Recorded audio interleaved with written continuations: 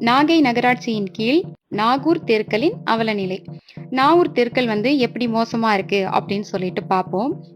துணை முதல்வர் வருவதால் அவர்கள் வரும் பாதையை மட்டும் சரி செய்துவிட்டு மற்ற சாலைகள் மற்றும் சாக்கடைகளை கலட்டிவிட்டது நகரமன்ற தலைவர் மாரிமுத்து அவர்களின் நகராட்சி நிர்வாகம்.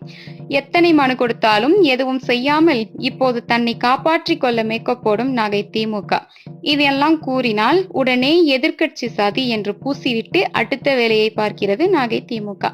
பலமுறை மனு கொடுத்து போராட்ட அறிவிப்பு எல்லாம் கொடுத்தும் கூட பேட்ச் ஒர்க் மட்டுமே செஞ்சுட்டு நகராட்சியில ஃபண்டு இல்லைன்னு சொன்ன நிர்வாகத்துக்கு இப்போ அவசர ஃபண்டு எங்க இருந்து தான் வந்துச்சோ தெரியல. ஆனா 90% வரி வசூல் மட்டும் வரி வசூல் ஆகிவிட்டதா செய்தி. அந்த வரி பணம் எல்லாம் எங்க போச்சோ? மக்கள் ஏமாளியா இருக்கும் வரைக்கும் இது எல்லாம் மாறாது. முஸ்லிம் மக்களே, கொஞ்சம் சிந்தியுங்கள், சிந்தித்து செயல்படுங்கள்.